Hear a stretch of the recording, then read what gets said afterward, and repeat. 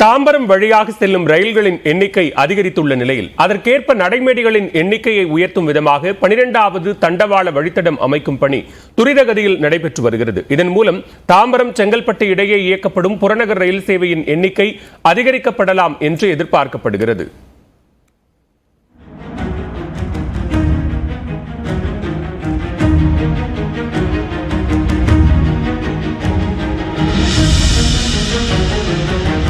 Chennai central, Egmore ரயில் நிலையங்களை விட அதிக பயணிகளை கையாளும் ரயில் நிலையமாக கருதப்படுகிறது தாம்பரம் ரயில் நிலையம்.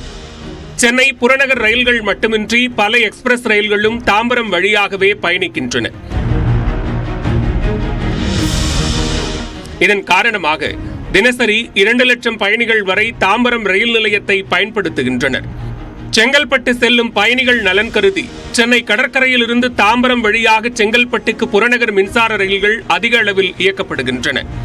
மக்கள் நெரிசல் மிகுந்த காலை மற்றும் மாலை நேரங்களில் பள்ளி, கல்லூரி செல்வோர், அலுவலகம் செல்வோர் பெரும்பாலும் நம்புவது சென்னை புறநகர் ரயில்களைத்தான். பீக் அவர் நேரத்தில் செங்கல்பட்டிலிருந்து தாம்பரம் வழியாக கடற்கரைக்கு இயக்கப்படும் ரயில்களுக்கு உரிய நேரத்தில் பிளாட்ஃபார்ம் கிடைப்பதும் தாம்பரத்தில் சிக்கலாகிறது. இதன் காரணமாக புதிய தண்டவாளம் உருவாக்கும் பணி விறுவிறுப்பாக நடைபெற்று வருகிறது.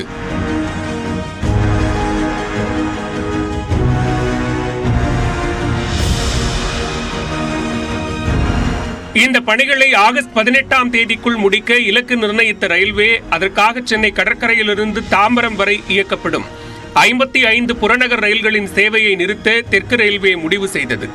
எனினும் பகல் நேரங்களில் புறநகர் ரயில்கள் நிறுத்தப்பட்டால் பள்ளி, கல்லூரி மாணவர்கள், அலுவலகம் செல்வோர் பாதிக்கப்படுவார்கள் என்பதால் அந்த முடிவை திரும்ப பெற்றது. இந்த முடிவுக்கு ரயில் பயணிகளும் வரவேற்பு தெரிவித்தனர்.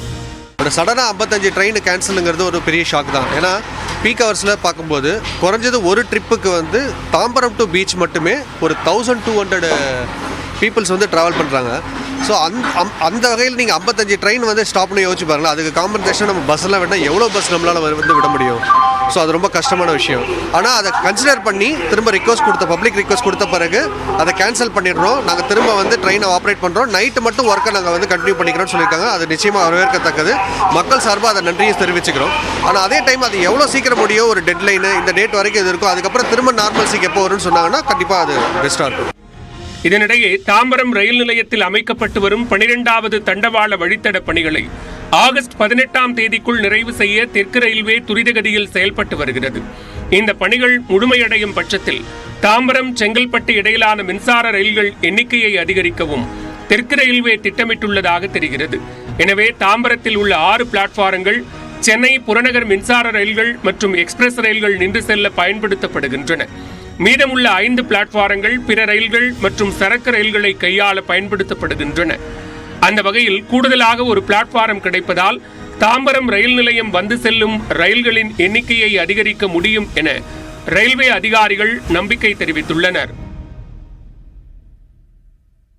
தாம்பரத்தில் நடைபெறக்கூடிய இந்த பணிகள் வருகின்ற ஆகஸ்ட் 18ஆம் தேதிக்குள்ளாக நிறைவு பெறும் என்று தெற்கு ரயில்வே சார்பில் தெரிவிக்கப்பட்டிருக்கிறது. அதற்கு பிறகு முழுமையாக தாம்பரத்தின் வழியாக செல்லக்கூடிய அத்தனை ரயில்களும் வழக்கம் போல இயக்கப்படும் என்றும் அதிகாரிகள் தெரிவித்தனர். ஒளிப்பதிவாளர் விவேக்குடன் வேல்முருகன், நியூஸ் 18 தமிழ்நாடு.